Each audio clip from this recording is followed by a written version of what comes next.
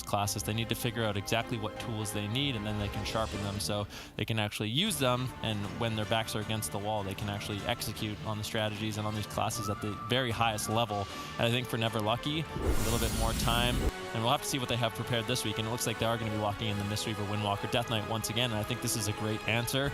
This blind pick was kind of predictable, but we move with a little bit of surprises here. Absterge bringing in that Restoration Shaman should make things pretty interesting. Okay, now that we have actually... Yeah, I got you. Now as we do look at the compositions, we see what the blind pick is. You are fully informed, and you can make your vote right now in the chat. If you think Never Lucky's going to be able to take it, take that hashtag NLY, hit enter. If you think that the move is going to be able to take it, don't just spam the move emote in chat, hashtag TM, and put a vote in for the move. Both of these teams trying to get to the land. Never Lucky, very close to being able to do it. A solid performance in this tournament, not even anything too crazy. Maybe enough for them to lock it up. The move may need to go all the way. They need to get it started right here and right now. The BlizzCon runner-ups, the move, they need a top finish here if they want to earn enough points to qualify. Never Lucky currently tied for that 4th position to advance to the Spring Finals and that LAN event for a chance to qualify directly to the World Finals, and of course a massive prize pool as well. It would be devastating for the move to not make it. This is the first time that we've seen them performing finally in the upper bracket with the best shot that they're going to get to try and qualify. Currently Peekaboo under fire, although I would say the positioning is prime for him if he is able to stand on 3 members of the team.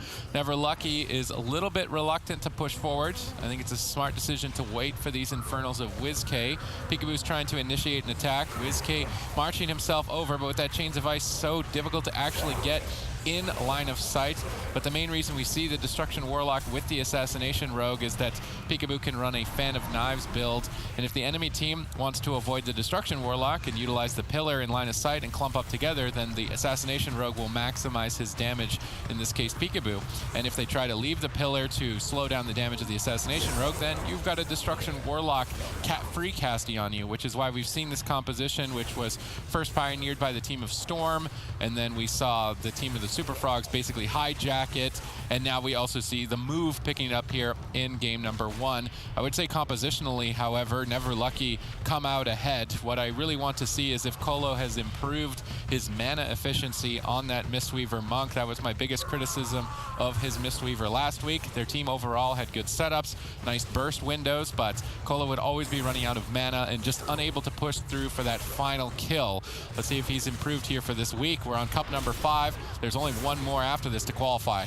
Yep, Never Lucky. I think they've come in with a solid game plan. Zach's actually running the Tiger Eye Brew PvP talent, and basically what that is, it is a buff that you gain by spending chi. So Zach, although he's sitting behind the pillar right now, every time he uses a spinning crane kick, anytime he uses anything that costs chi, he's slowly building up the Tiger Eye Brew buff, and eventually he's going to be able to use that to bypass armor and make an all-in push onto WizK. So they can sit back here, build up 10, 20 stacks of Tiger Eye Brew. That's going to give them a lot of momentum, a lot of damage to sort of get through a lot of the defense the Destruction Warlock has available. So I think it's likely what Never Lucky's doing right now is trying to pick their moment in this game where potentially dampening ramps up a little bit higher and they can make an all-in push onto WizK to take him down. But the pressure on Peekaboo has actually been really good, and he needs to be a little careful making these offensive pushes. Yeah, but before dampening, I think attacking the Assassination Rogue is the best target for Never Lucky, and they might be able to bait Absterge into a bit of a trap with his heal over time effects.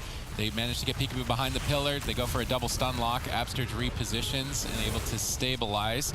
No overreaction on the side of the move. They're exchanging cooldowns 1 for 1. Now we see some counter pressure as WizK is able to free cast. Zach has to exchange Touch of Karma to try and protect himself, but even still under immense pressure. Multiple Malik's flying in, soaking up the heals. Zach in trouble. He could just fall down to an immolate. He's just gonna die to the dot damage. Colo gets caught in crowd control. Big mistakes by Never Lucky. The move capitalize and take game 1. That's the move. I guess I didn't expect that to end that way. Zico, we see the Warlock come out. What happened? Well, this is for sure the matchup that the move wanted. You can tell that they've studied the games last week.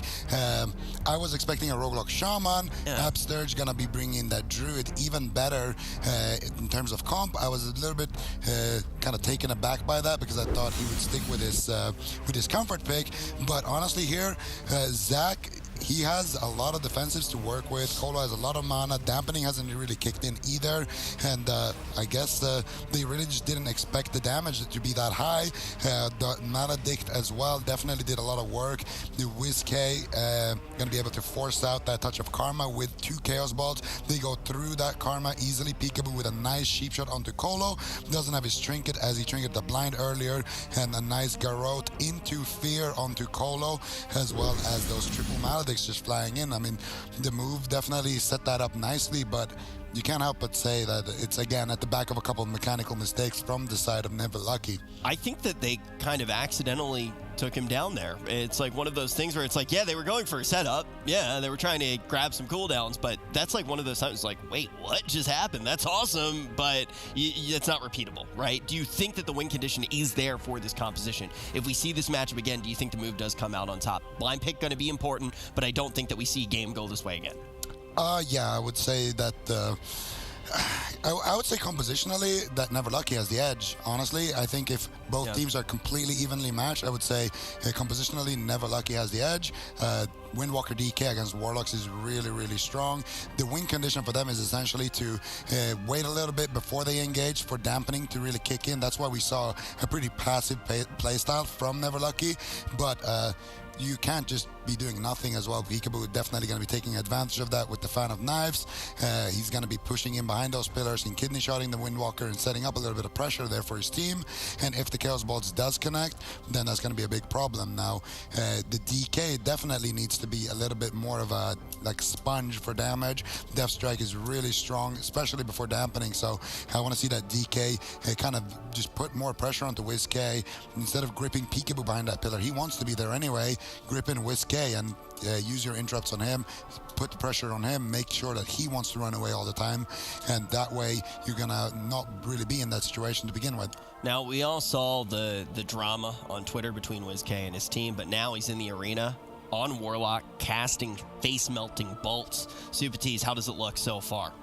I mean, it looks solid, but the real test of a Destruction Warlock is what do they do at 40% dampening or at 50% dampening, because it's typically when they're then the most stressed. They have to find certain moments to counter-engage and counter-attack while they have 3 members of a cleave pushing them over. We didn't get to that point of dampening, so it wasn't exactly the most stressful match for WizK in particular. I think there was much more stress on Peekaboo, but of course, if you've got Peekaboo on that main rogue, he's not really going to be sweating too much. I think there's more sweat coming from the foreheads of Never Lucky in this match in particular, because they're basically ulting on 2 players, the Colo Mistweaver and Zach Windwalker, Valido coming in on the main. I guess at the same time, Absterge is also ulting a bit. I'm very happy to see the move diversifying further from their Shadow Priest Rogue Shaman, even though it's a lot of fun to watch in the current meta. I think that they've made a right move to switch to this Destruction Warlock Assassination Rogue Druid, and it performed well in game number 1, and it still plays into the similar playstyles where Peekaboo can set up for kills. WizK, it's very similar in terms of Warlock and Shadow Priest utility,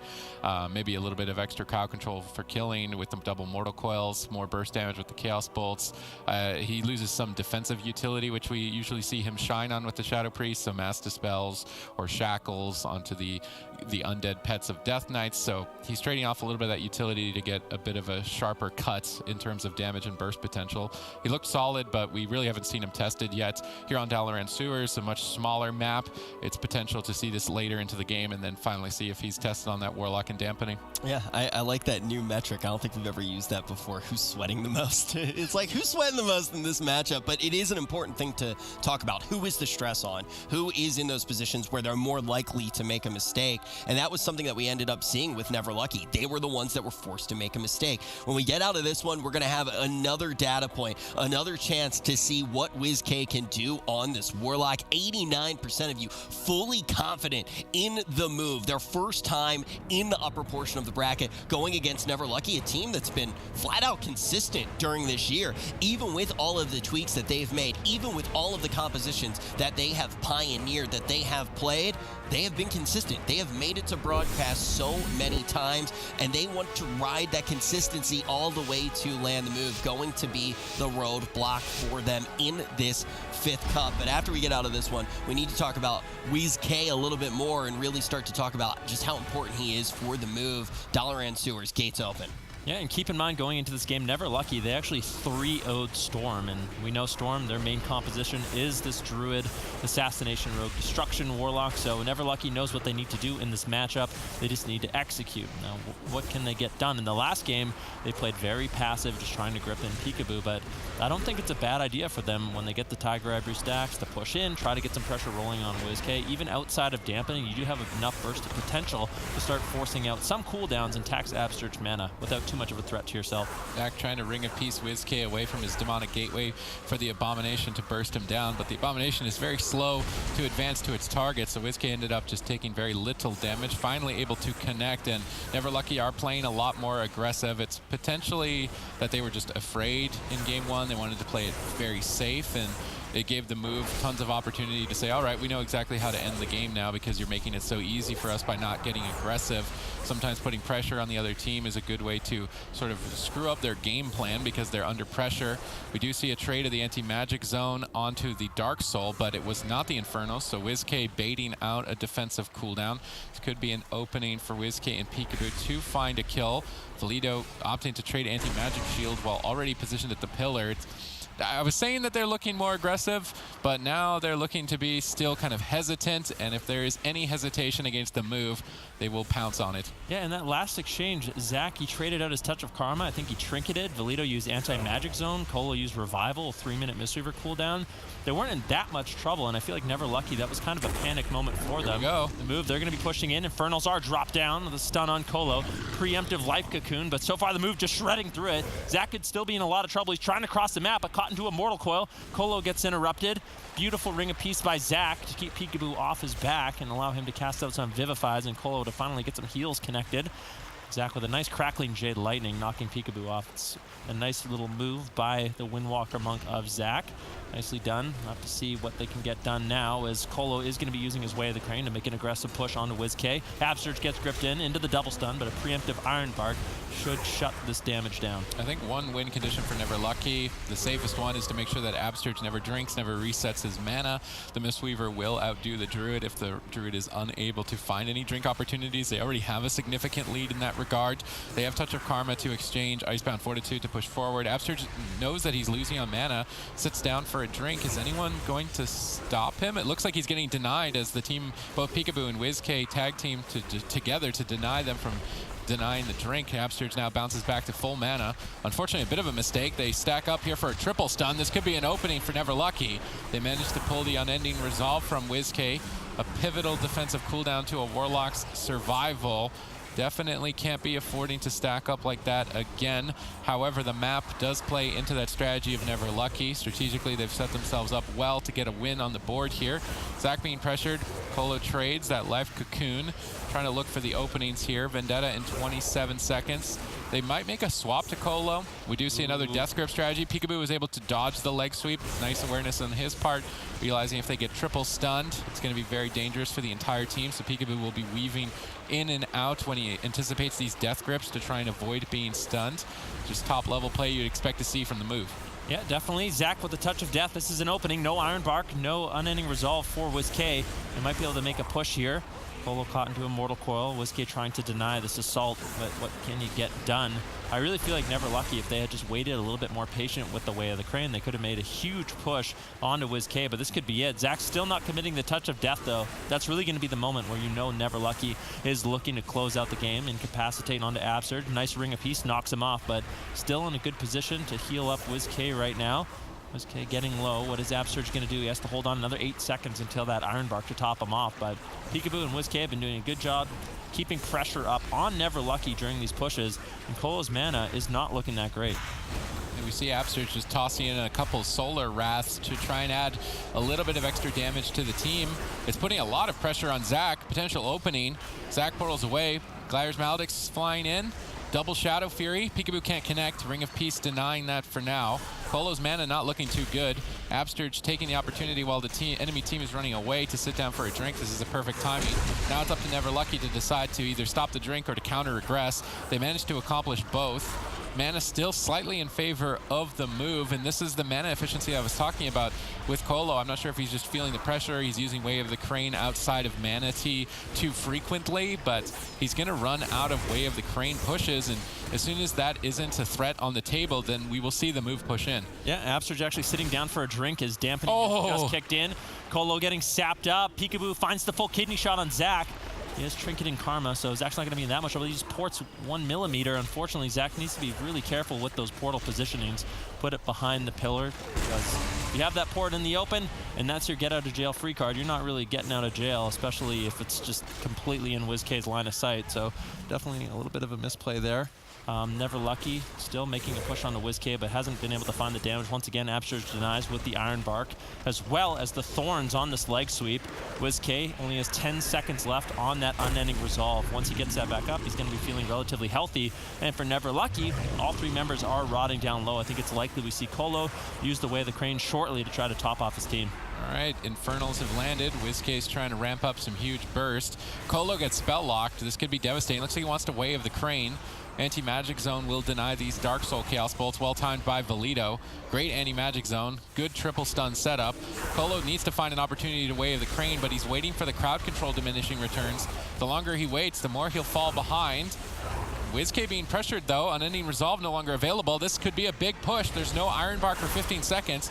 WizK knows that, tries to gateway off to safety, but they will all 3 members connect. They need to interrupt Absurge's healing.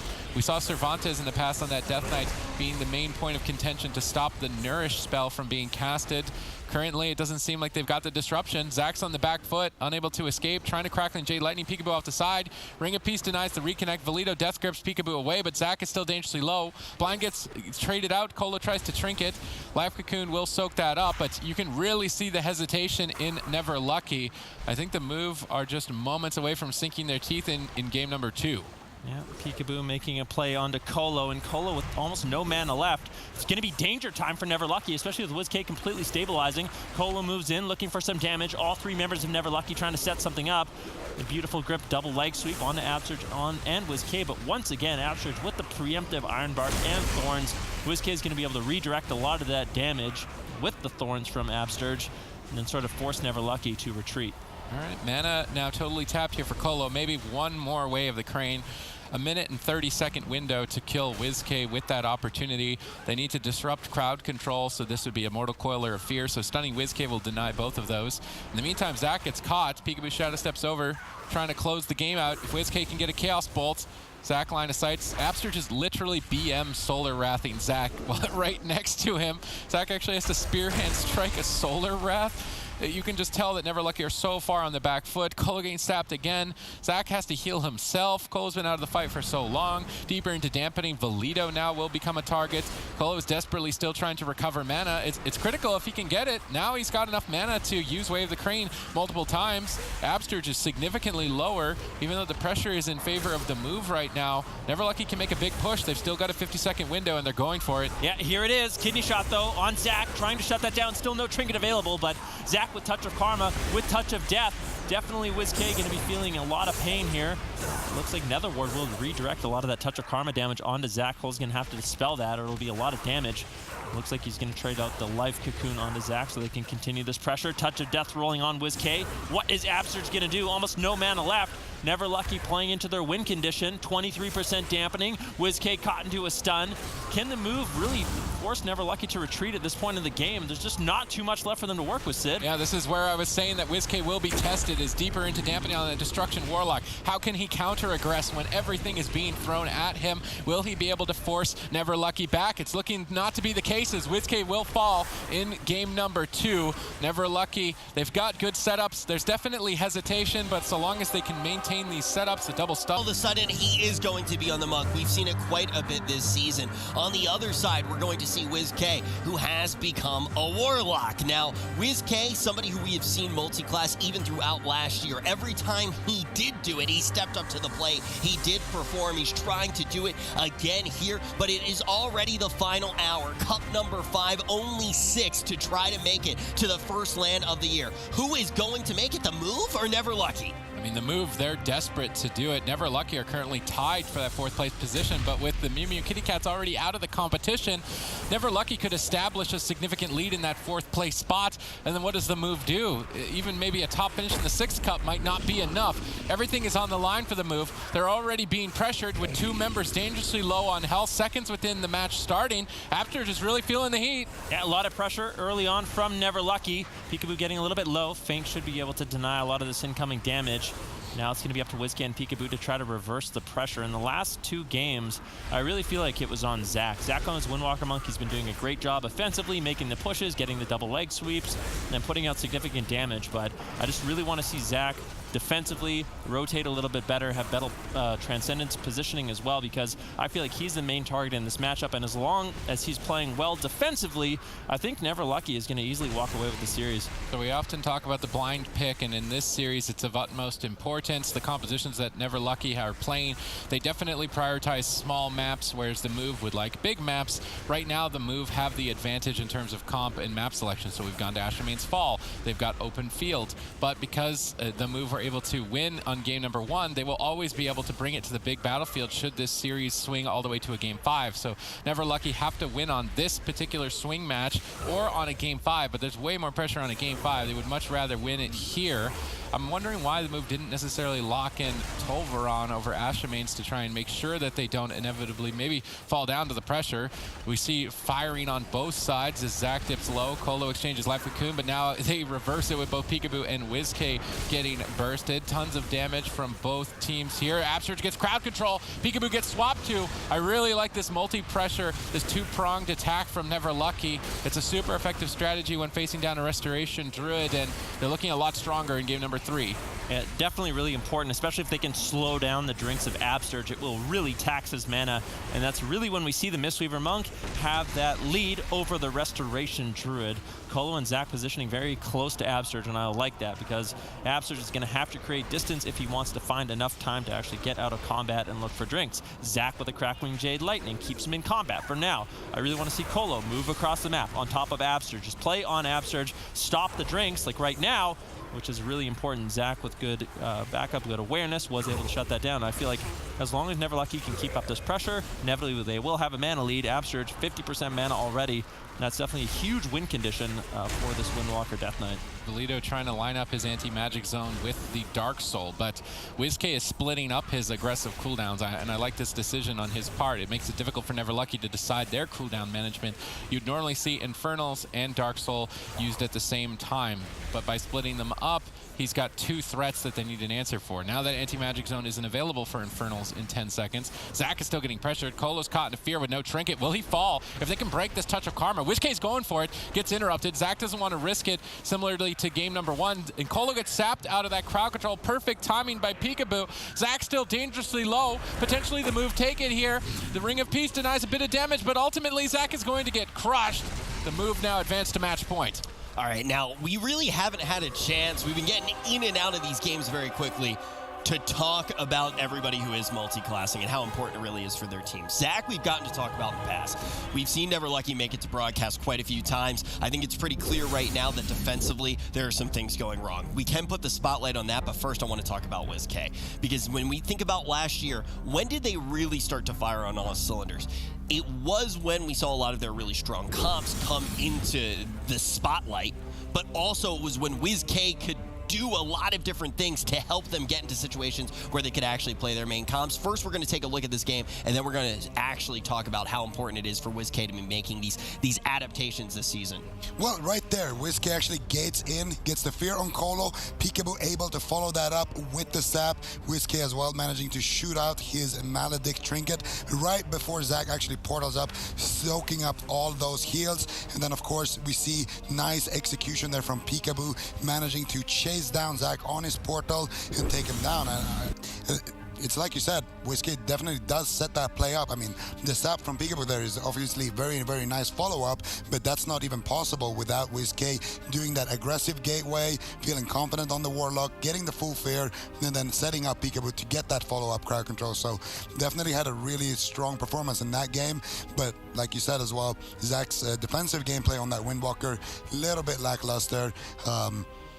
you have to beg the question. I guess on the next map is we're going to go to something like Black or Cold, or maybe even Blade's Edge. But after that, you definitely have to consider maybe if Zach is just going to be playing a Demon Hunter in game number 5, because his Windwalker gameplay so far, he shouldn't go down this early. His portal positioning has been a little bit questionable, and sometimes when he just has to anticipate when he is in that danger. Yeah, and it's a lot of those moments, too, that you really get from being a main as well. It's that tempo of the matchup that you can just feel, knowing what is going to be coming, actually saying, okay, I can predict that this action's happening, I'm going to be porting away. You can't be porting too close. Your positioning is going to be changing, because there are so many things that do happen over time when you do become a main on something. But that's why I want to talk about WizK. How important is him multi-classing going to be for the move? Because this is the first time we see him on Warlock. This is also the first time that we see them, not only, like, we've seen them on broadcast before, but this is the first time that we see them on the top side of the bracket. Well, it's been really, really important for them, because in the past they've been playing that Rogue Shadow Priest Shaman. Hasn't been working out too great for them in the meta, and now we saw him play DK last week. We've seen him play, the week before last week, we saw him also play the Warlock here, so it's definitely been very key for them. But also Absterge multi-classing is also very important for them, because Absterge on that Restoration Shaman, in my opinion, the Restoration Shaman just isn't doing it right now in the meta. I think that the Resto Druid and the Mistweaver are both better healers currently, so having Absterge on that Restoration Druid is definitely helping them out a lot. Having the short cooldown Iron Bark to work with, being able to put up all those hots and then go and drink, things like that is definitely key. And Absterge has also been doing a phenomenal job before he gets gripped into that AoE leg sweep damage combo that we see from Never Lucky. We've been seeing him throw out the Iron Bark on WizK, getting his own bear form off so he doesn't become a swappable target as well. I want to highlight that as well. Absterge and WizK both have been very key on their multi-classing, and being able to do that is very important. And we are going to go to Black or Cold as well. Not a big surprise here from Never Lucky, but most likely going to be seeing the same comp from both of these teams. Yeah, I do want to say it one more time, though. WizK definitely impressing us here, and very important for his team. But I want to go big picture. You start to talk about what we expect from healers right now, and really a big part of it is you have to play Druid. Like, it needs to be one of the tools that you do have, but I don't think that's the full picture, Sid. I feel like we may start seeing more and more monks here. Colo is one of the guys that we've seen obviously doing it in NA. We started to see it quite a bit in EU. Do you think that's going to be a trend that we see throughout this tournament and maybe even LAN? I don't think it's one that we need to talk about if we're going to see. We're already seeing it. Yeah, like, it's already happening. Mistweaver is becoming way more prominent, and the main reason for that is because it can outmana the Druid, and then bringing Wave of the Crane for extra damage, deep dampening kill potential. Because of that, this is the main reason why we see it. So long as Colo can manage his mana to that deep dampening point to then overrun WizK, like we saw on Dalaran Sewers, and they're looking to repeat with Black for Cold, like I said. But the move won the blind pick, so even if they lose here, they go to a Game 5. They then go to Tolvaron Arena, which is a very similar setting to what we saw in Ashamane's Fall. And there's the hesitation and the defensive weakness right now from the side of Never Lucky. On a big map, if you make that mistake against a Destruction Warlock, then the series is completely lost to you. It isn't to say that the move can't also win on a small map. The pressure is still on, but this is exactly what the move wanted, to be up a point, on match point, in the upper bracket. If there was an opportunity for them to have a comeback in this season, sort of a return to grace, to say this is going to be it. And if they can't do it and they end up going to the lower bracket, they get knocked out, then what are they going to do? They've got one more cup. There's so many teams in that bubble position right now. I honestly, I'll be honest, if you're a fan of the move right now, this series and the rest of this tournament is about as important as it gets. If the move doesn't have a very convincing performance here, there's just no shot. Like, they're really, it will become mathematically impossible depending on a lot of different factors, right? Like, you're not going to overtake Method Orange, for example. That's the third place team. Method Orange, there is a real shot that they maybe even do overtake the boys. Like, that's the race that's happening right now, and that's an important race because it's going to be a race for seeding. The boys in Method Orange really need to, we're going to see the same thing out of Never Lucky, but the boys in Method Orange, they are looking at each other right now, probably just saying, we need to, this is really the cup where we need to pull ahead. We need to solidify our lead if we're the boys, because you don't want to be going up against the toughest teams in Europe, and Super Frogs look like they're probably uncatchable. Probably. There is still hope for the boys or Method Orange to catch up, but the Super Frogs looking like they are in a good place. So it's all a race for fourth. And when you see a team like Never Lucky, if they win here and they get deeper, they just pull further ahead, because currently they're tied entering this tournament for that top four. The only thing that I think you're happy about if you're the Move is that Storm has choked and the Mew Mew Kitty Cats have choked. They're not in the tournament right now. They both dropped out in the previous round. So then that's very important if you are a Move fan. Yeah, I mean, definitely important. And for the Move, I think the bracket is set up really nicely for them here. If they can take down Never Lucky and we see Easy Money take down the boys, then all of a sudden I feel like the Move is in a great position to actually make it all the way to the grand finals, which would be exactly what they need to secure their position. However, if the boys end up beating Easy Money in the next series we see, it's going to be really difficult for the Move if they can manage to take down Never Lucky, because I think that's a whole different level of Windwalker Death Knight. Man, there are probably some people in the chat right now who don't even know what that next series is going to look like. Easy Money, this team that might just completely destroy everything that we expected to see at LAN, coming in, slinging that G pies. This is going to be one of those teams that really can just, they can go for a deep run here, but they can also just completely throw the entire region of NA up in the air. They can be the gatekeepers here, but first up, it's the Move versus Never Lucky. The Move trying to end this one and move forward. Never Lucky going to try to solidify their place in the top four. This is the best shot that the Move are going to get, and it's possibly the final shot that the Move are going to get if they want to qualify to the Spring Finals. They can take fate into their own hands. They can remove their own competition. Never Lucky currently in that 4th place slot. If the Move can overcome them, advance and take a 1st place finish, they set themselves up so well for Cup number 6 to make it all the way. Will WizK substitute on this Destruction Warlock? Absurd switching over to Druid. Have they finally stepped up their play to compete with the best now on a new composition? So far they're looking solid against Never Lucky, but when they advance to the next round, potentially having to face the boys, which we would argue is a tier above with that Windwalker Death Knights, will they be able to overcome that? So much on the line for the Move. Yeah, definitely. We'll have to see what they can get done in this game. I'm going to be looking at the gear here shortly for Never Lucky. I want to see if they've made any adaptations in this game, try to help Zach survive a little bit more. Well, we'll definitely have to see. Zach moves in, still trying to roll some pressure onto WizK, but Absurge looking to deny and redirect that damage with Thorns. Valito making a push with the Asphyxiate stun on Absurge, initiating some crowd control. Colo playing a little bit safe right now. Doesn't want to wave the crane just yet.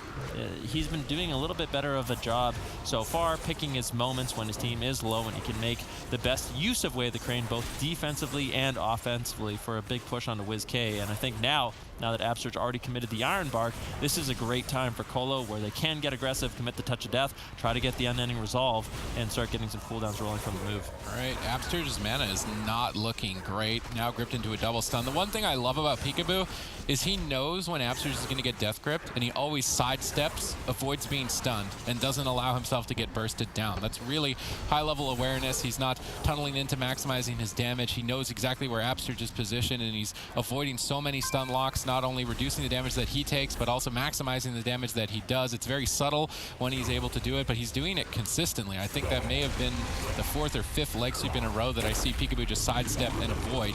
The other thing that I love about the Move is they're always calculated. They don't just immediately send the Infernals in and try and max out their damage. They'll play it patiently. They'll wait in the shadows, try and see some hesitation, potential weakness, and then immediately pounce on that weakness to try and go for a kill. I like what WizK is doing in this position. Infernals, no Dark Soul. Is he going to combo it together? Will he mix it up this time around is then the real question. Colo's caught in a fear. It would be a good opportunity for WizK to go all the way.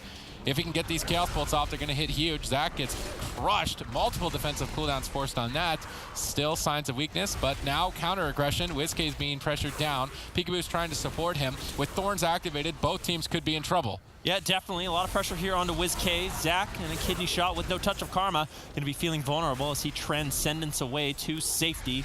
And Colo connect the heals. If we look at mana, Colo are already down to around 50%. The Move has been doing a great job making sure they're keeping up consistent pressure in this game. Absurge sneaks away for a drink. Unfortunately for him, that gets shut down, and Neverlucky are able to secure that mana lead, which is very important. And I've noticed after looking at Neverlucky's gear, none of them are running Maledict, which is really interesting. That's not something we normally see from any team. I feel like for the most part, it's very standard to run all 3 Gladiators Maledict's Trinket. They're opting not to, and I think it's potentially because of the Nether Ward from WizK, but still, I feel like that's something they could definitely use to punish WizK when he's using Nether Ward to reflect touch of karma damage. Not running Maledict, that just tells me that they want to win on mana 100%, and so far they do at least have that win condition, but Gladiators Maledict is easily the strongest potential burst in the game right now, and I'm not sure if I agree with that decision on their part. We see another sap out of Fear. Peekaboo setting up for a win. Can WizK get these Chaos Bolts off? Zach's on the run. Maledict flies in from Absurge. They're looking to close. Colo still in center field, not getting in line of sight of Zach. WizK, though, is pinned down, not able to connect, forced to attack Valido, and before dampening, all of these Chaos Bolts will be nullified by the Death Strike of Valido. Mana still in favor of Neverlucky. They're looking strong to go to a match point with a game number 5, but it will be on 12 on Arena, and I'm almost wondering if they're going to change composition on game number 5 to maybe the Demon Hunter Death Knight. WizK getting pressured, Neverlucky trying to just overwhelm him with huge burst potential. Tries to gate to safety, but you're not going to be kiting Monks too effectively. Valido is having a hard time reconnecting, but inevitably does. Death Grip gets missed on the leg sweep. Big mistake there. Valido able to cover it up with a stun of his own. Maybe potentially get a kill off the back of it. Peekaboo with great peel, saving the day. Great awareness, realizing that dire situation with no one any resolve and no Iron Bark. He uses blind on the Windwalker, who has no trinket. Zach will have to sit through that, and a sap, which is an extended chain, 16 seconds for Absurge to restabilize and rotate their defensive cooldowns. Peekaboo trying to stall it out, but now without blind available on Colo, they do lose some offensive potential. So it's a good stall tactic, but now they're going to lose opportunity. They're trying to cover it up. WizK drops the Infernals. Smoke Bomb gets dropped. Huge damage potential here from the move as they look to close it out, and they do so. I love watching the move, man. Just find these opportunities to immediately punish mistakes, capitalize on